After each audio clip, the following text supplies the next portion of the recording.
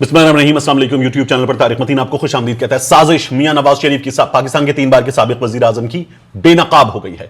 मियां नवाज शरीफ ने पाकिस्तान की अदलिया को दागदार करने के लिए, मौजूदा हुकूमत पाकिस्तान को मलाइन करने के लिए जो साजिश रची, उसमें पाकिस्तान का पूरा सिस्टम दांव पर लगा दिया। मियां नवाज शरीफ ने ये इस तरह का काम है। मियां नवाज शरीफ की साजिश कैसे बेनकाब हुई है, क्या सबूत सामने आए हैं, ये भी आपको बताते हैं। लंदन से इरफान हाशमी अहम तरीन सबूत लेकर आए हैं और ये पूरा खेल रचाया गया लंदन में मार्बल आर्च में अपने बेटे के दफ्तर में बैठकर, जिसको मियां नवाज शरीफ अब अपने सियासी मकासद के लिए अपना इंटरनेशनल पॉलिटिकल हेडक्वार्टर बना चुके हैं। वहां से पहले इस तमाम तर चीज पर जब इरफान हाशमी ने ये स्टोरी ट्रिब्यून में की थी और कहा था सबूत हैं, ये आगे इसी तरह से चलना था, कहा था सबूत हैं, सबूत उस वक्त सामने नहीं लाए थे तो कहा गया था ये फेक है, झूठ बोला जा रहा है। लेकिन अब सबूत सामने आ गए हैं। चार्ल्स गदरी की ऑडियो है जिसे इरफान हाशमी सामने लेकर आए हैं और इरफान हाशमी ने अच्छा काम यह किया कि इस ऑडियो का फॉरेंसिक भी करवा लिया है। ये फॉरेंसिक जो है इस ऑडियो को दुरुस्त करार देता है। साकिब निसार की ऑडियो आई थी, एक फॉरेंसिक करवाया गया खुद अहमद नूरानी की जानिब से, एक फॉरेंसिक एयरवाई ने करवाया, एक में सही एक में गलत, फिर एक पाकिस्तानी टेलीविजन चैनल्स ने पोस्टमार्टम किया, तिया पांचा करके रख दिया। साकिब निसार की ऑडियो में जो जो चीजें थी वो उनकी तकरीरों के हिस्से थे। झूठ बेनकाब हो गया था कैलिबरी साजिश रचने वालों का, और ये साजिश भी बेनकाब हो गई थी। अब ये जो साजिश है ये सामने आई है और चार्ल्स गदरी कोई साकिब निसार नहीं है, कोई सियासतदान नहीं है, कोई इस तरह की चीज नहीं है कि जिसके हवाले से चीजें सामने आएंगी और उसकी तकरीरों के हिस्से जोड़े जाएंगे। ये उसकी इंडिजिनस ओरिजिनल गुफ्तगू है। सुनिए चार्ल्स गदरी जो है वो खुद क्या कहता है। वो कहता है, आप शायद जो बात कर रहे हैं मैंने उन्हें तफसील से नहीं पढ़ा, मगर मैं जानता था कि कुछ बड़ा है जो नवाज शरीफ की मदद करेगा। यहां बैठे तमाम लोगों के तासुरात से यही महसूस हुआ। मुझे यहां इसी काम के लिए बुलाया गया, मैं ना पढ़ सका, मैं इतना मसरूफ था कि उन्हें वाकई नहीं पढ़ सका। और चार्ल्स गदरी मजीद इसमें बताता है कि फॉरेंसिक इन्हें मुख्तसरन पढ़ा, सिर्फ इन्हें मुख्तसरन पढ़ा और तफसीली तौर पर नहीं पढ़ सका। मेरे फोन पर तमाम कॉपीज मौजूद हैं, जो भी डॉक्यूमेंट है उसकी कॉपीज भी उसके पास मौजूद हैं। वो कहता है कि जज साहब नवाज शरीफ के दफ्तर में थे। जज साहब, द जज गाय, उसने कहा द जज guy was in Nawaz Sharif office. यहां वो हुसैन नवाज का दफ्तर भी नहीं कह रहा, उसको ये नवाज शरीफ का दफ्तर पता है। फिर इससे आगे चार्ल्स गदरी जो है वो ये कहता है, उसे पूछा गया ये कौन सा दफ्तर था, क्या यहां लंदन में? वो कहता है मार्बल आर्च, मार्बल आर्च में ये दफ्तर है, हसन नवाज का दफ्तर। उसके बाद चार्ल्स गदरी जो है वो अपनी इस ऑडियो में मजीद ये बताता है, जी हां, यानी इसे पूछा गया, वो नवाज शरीफ के ऑफिस में थे, जब वो वहां थे तो काफी दोस्ताना माहौल में थे। राना शमीम, इनको तो ऑफर की गई है कि ये मियां नवाज शरीफ की हुकूमत जब दोबारा आएगी उनकी जमात की तो ये सदर पाकिस्तान बनेंगे, तो क्या वो दोस्ताना माहौल में? तो उसने कहा जी हां, बहुत ज्यादा। और उसके बाद चार्ल्स गदरी अपनी ऑडियो में मजीद क्या बताता है। वो कहता है वो उनके दोस्तों में से एक हैं। आप जानते हैं मेरा क्या मतलब है, जब नवाज शरीफ वजीर आजम थे मैं तुम्हें पाकिस्तान का चीफ जज बना दूंगा, और इस तरह की बात की। आप चीफ जज हो, 10-15 साल हुकूमत करें, वो उनके दोस्तों में से एक थे। फिर उसके बाद जो है चार्ल्स गदरी की इस ऑडियो में इसके बाद कि मियां नवाज शरीफ सब कुछ वहां बैठ के करवा रहे थे, इनके दोस्तों में से थे, दोस्ताना माहौल में सब कुछ हो रहा था।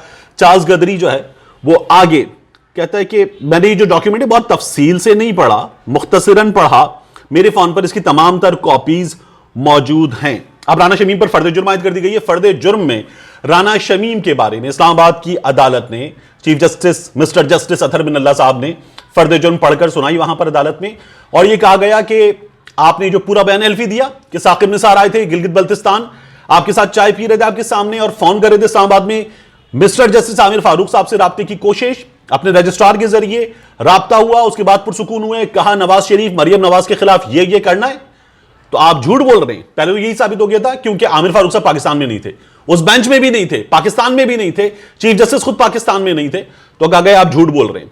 जो मोहरा मियां नवाज शरीफ ने जो पिट गया इस्तेमाल किया, वो मोहरा मालूमात ही गलत दे रहा था। तो मियां नवाज शरीफ साहब भी ये सोच रहे होंगे कि किसको उन्होंने इस्तेमाल कर लिया, ओवर एक्टिंग के पैसे काटे या ना काटे, अभी उनको ये फैसला करना है। तो बहरहाल दूसरा जो है अदालत ने ये कहा कि आपने झूठा बयान हल्फी जमा करवाया, आपका जमीर 3 बरस सोया रहा, अचानक जाग गया आपका जमीर, अब बयान हल्फी दे रहे हैं आप। इसका मकसद अदालत पर असरअंदाज होना था जो आपने बयान हल्फी दिया है। जिस वक्त बयान हल्फी छपा है उसके 2 दिन बाद मरियम नवाज शरीफ की हेयरिंग थी उसी अदालत में, तो आपने यह साबित किया है یہ الزام لگایا اس عدالت پر آپ نے کہ تمام ججز اس عدالت کے کمپرومائزڈ ہیں، یہ عدالت کمپرومائزڈ ہے، ثاقب نثار سے ہمارا لینا دینا نہیں ہے، آپ نے عدالت پر بات کی، آپ کا بیان الفی عدالت سے متعلق ہے، ہمیں لوگوں کا اعتماد بحال کرنا ہے۔ مسٹر جسٹس اطہر احمد اللہ نے یہ بھی کہا، انہوں نے کہا آپ نے اپنے کنڈکٹ سے زیر التوا کیس پر اثر انداز ہونے کی کوشش کی ہے۔ رانا شمیم صاحب کو اس سے پہلے بھی موقع دیا گیا، فرد جرم عائد کرنا ٹل گیا، پھر ایک اور بار ٹل گیا، آج بھی انہوں نے کہا جی میرے وکیل لطیف آفریدی نہیں آئے، عدالت نے 1 گھنٹے کی مہلت آج بھی دے دی، لطیف آفریدی پھر بھی نہیں آئے، پتہ چلا کہ وہ جی ٹی روڈ پہ دھند میں کہیں پھنس گئے ہیں۔ عدالت نے کہا آپ کو پہلے موقع دیا تھا، معاون وکیل ہیں، آپ خود جج ہیں، آپ دیکھ لیجئے اس معاملے کو اور آپ کے خلاف فرد جرم عائد ہوگی۔ انہوں نے کہا جی میری 2 متفرق درخواستیں، عدالت نے کہا پڑھ کر سنائیں۔ رانا شمیم چیف جج، ایک یونیورسٹی کے وی سی، وہ کیا پڑھ رہے تھے عدالت میں درخواست پڑھتے ہوئے؟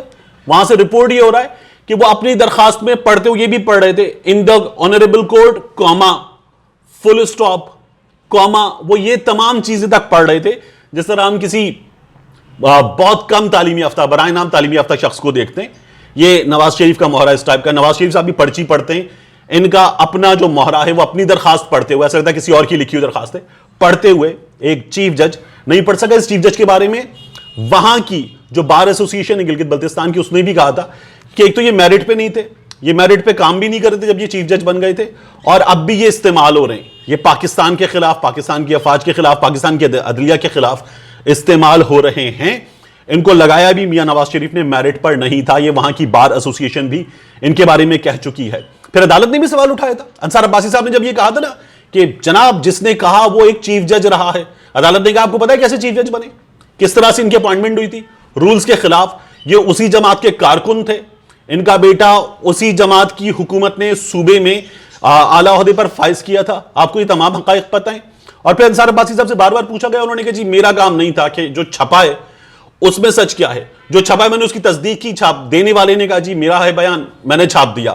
اس میں بھی ایک جھوٹ یہ ثابت ہوا تھا کہ رانا شمیم کہہ رہے تھے کہ چھاپنے کے بعد مجھ سے پوچھا ہے، انصار عباسی کہہ رہے تھے چھاپنے سے پہلے پوچھا ہے، تو یہ ایک دوسرے کو جھٹلا رہے ہیں اس وقت یہاں پر عدالت میں۔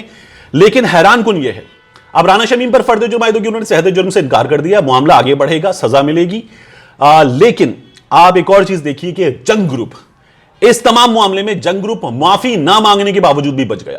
جنگ گروپ نے یہ خبر چھاپی، اثر انداز ہوا جنگ گروپ، اور اس کے بعد جنگ گروپ مزید اثر انداز کیسے ہوا کہ عدالت جب سماعت کر رہی ہے اور کہہ رہی ہے آپ نے توہین عدالت کے ملزم کی مدد کی ہے، مجرم کی مدد کی ہے، تو وہ شوٹنگ دا میسنجر کے آرٹیکل کہیں اور لکھوا رہے ہیں، پھر صحافتی تنظیموں کی جانب سے لیٹر لکھوا رہے ہیں، وہ لیٹر اپنے اخبار میں مسلسل پبلش کر رہے ہیں کہ عدالت انصار عباسی کو چھوڑ دے، عدالت جنگ گروپ کو چھوڑ دے، عامر غوری کو چھوڑ دے، عدالت میر شکیل الرحمان کو چھوڑ دے، عدالت پورے جنگ گروپ کو، دا نیوز کو بخش دے، ان کو نہ سزا دی جائے، صحافت جرم نہیں ہے۔ یعنی صحافی، عدالت خود پوچھ رہی ہے کہ صحافی پاکستان کے خلاف، عدالت کے خلاف کیا ہے، وہ نہیں دیکھے گا، صحافی یہ دیکھے گا کہ آیا ہے، کہنے والے نے کہا ہے، کوئی شخص کہہ دے کہ جناب فلانا ادارہ پاکستان کا پاگل ہے، اس کا ہیڈ پاگل ہے، اور وہ کہہ دے ہاں یہ میں نے کہا ہے، تو بطور صحافی ہم چھاپ دیں۔ کچھ اس طرح کا کام کیا گیا، اور اس کام پر جو ہے انہوں نے کہا جی ہم نے کیا ہے۔ اس کے بعد عدالت نے کہا آپ بار بار مان رہے ہیں، آپ کو احساس ہے کہ آپ کیا کر رہے ہیں؟ انہوں نے کہا جی ہمارا کام تو خبر دینا ہے، ہم نے خبر دی ہے، اور شوٹنگ دا میسنجر، پھر ڈان اخبار سے وہ اس کے حق میں جو ہے آرٹیکل بھی لکھواتے ہیں۔ تمام صحافی سوشل میڈیا پر انصار عباسی صاحب کے ساتھ کھڑے ہوئے کہ انہوں نے ٹھیک کیا ہے۔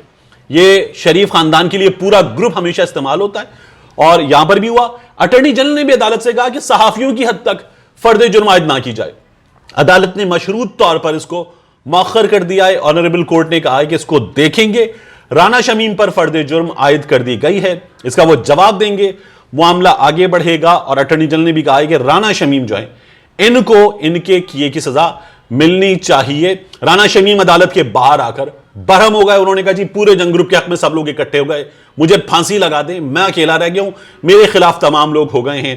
میاں نواز شریف کا مہرہ یہاں تک پٹا ہے جس طرح سے پٹ رہا ہے، اور ان کا بیٹا خود جس طرح کی بے وقوفیاں اپنے والد کے خلاف بھی کر رہا ہے، اپنے خلاف بھی کر رہا ہے، مجھے یہ لگتا ہے کہ کچھ دنوں میں نواز شریف کے خلاف خود ہی پھوٹ پڑیں گے، ان کی زبان سے سب کچھ نکلے گا۔ یہ وقت بھی مجھے لگتا ہے کہ زیادہ دور نہیں ہے۔ ملتے ہیں انشاءاللہ آپ سے اگلے ویلاگ میں۔